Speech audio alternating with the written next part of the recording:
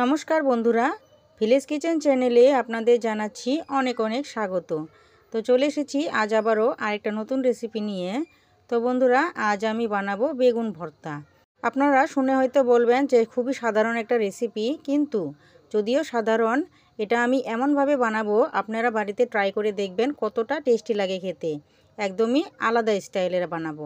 তো দেখতেই পাচ্ছেন বেগুনটা আমি একটু তেল মাখিয়ে নিলাম যাতে পোড়াটা ভালো হয়।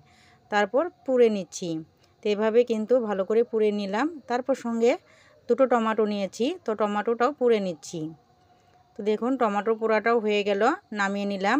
এখানে আমি দুটো টমেটো, দুটো পেঁয়াজ আর একটা রসুন নিয়েছি। যারা রসুন খান না তারা স্কিপও করতে পারেন, কিন্তু রসুনটা দিলে টেস্টটা অন্যরকম আসে। তারপর দেখুন পেঁয়াজটাও আমি পুড়ে নিলাম। তো এবার নিয়েছি রসুন। তো রসুনটাও কিন্তু খুব ভালো করে পুড়ে নিতে হবে যাতে ভেতরটা সেদ্ধ হয়ে যায়। এভাবে আমি বেগুন, টমেটো, পেঁয়াজ, রসুন সব কিছু আমি পুড়ে নিচ্ছি। আর 2 থেকে 3টে শুকনো লঙ্কাও নিতে হবে, সেটাও পুড়ে নিতে হবে।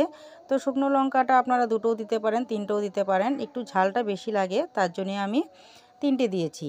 তারপর দেখুন এই বেগুনের ছালগুলো আমি ছাড়িয়ে নিচ্ছি। তো এরকম করে টমেটো, পেঁয়াজ, রসুন সবকটার ছাল কিন্তু আমি ছাড়িয়ে নেব। আর একটু দেখতে হবে যাতে এখানে কোনো পোকামাকড় থাকে কি না, মানে পোকা থাকে কি না। অনেক সময় বেগুনে পোকা থেকে যায়। তো ভালো বেগুন নিতে হবে দেখে শুনে। তো আমি ভালো বেগুন নিয়েছিলাম, একটুকুও পোকা বার হয়নি। তারপর দেখুন এই যে টমেটোটাও আমি ছিলিয়ে নিচ্ছি, মানে উপরে যে ছালটা থাকে সেটা বের করে নিচ্ছি। আমি আজ যেভাবে বানাচ্ছি, তো আপনারা যদি এইভাবে বানান তাহলে দেখবেন বেগুন ভর্তার যে টেস্টটা, ফ্লেভারটা পুরোটাই আলাদা আসবে আর খুবই টেস্টি লাগে খেতে।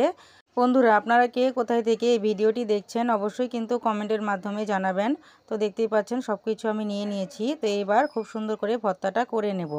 শুধু যে ভর্তাটা করে নেব এতটুকুই কাজ নয়, এর উপরে আরও কাজ আছে, দেখতে পাবেন আগে। তো দেখুন সুন্দর করে আমি ভর্তাটা মেখে নিচ্ছি। আর টমেটো, তারপর শুকনো লঙ্কা সব কিছু ভালো করে মেখে নিতে হবে। এই দেখুন খুব ভালো করে কিন্তু মাখাটা হয়ে গেল।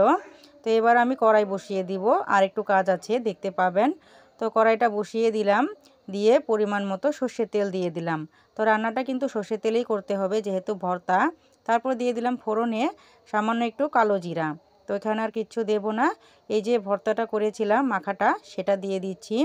তো এবার খুব সুন্দর করে কিন্তু এটা ভেজে নিতে হবে। তো দিয়ে দিলাম স্বাদ মতো নুন, আর সামান্য একটু হলুদের গুঁড়ো দেব যাতে কালারটা সুন্দর আসে। তারপর দিয়ে দিচ্ছি এখানে ধনেপাতা কুচি। তো ধনেপাতার ফ্লেভারটা তো জানেনই কতটা টেস্টি হয় দিলে।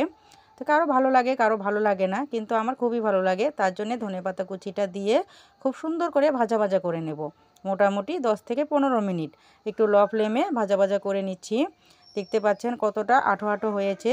তো আমার রেসিপিটা কিন্তু বানানো শেষ। এবার একটা প্লেটে সার্ভ করে নিচ্ছি। তো বলুন তো বন্ধুরা, আপনাদের এই রেসিপিটা কেমন লাগলো? ভালো লাগলো তো? তো রেসিপিটা যদি ভালো লেগে থাকে তাহলে অবশ্যই আমার চ্যানেলটি সাবস্ক্রাইব করে নেবেন। আর যারা ফেসবুক পেজ থেকে দেখছেন পেজটিকেও কিন্তু ফলো করে দিবেন। আর হ্যাঁ, লাইক, শেয়ার, কমেন্ট করতে ভুলবেন না কিন্তু। তো ফিরে আসছি আরেকটা নতুন রেসিপি নিয়ে। আজকের মতো তাহলে রাখি। আপনারা সবাই ভালো থাকুন, সুস্থ থাকুন। টাটা।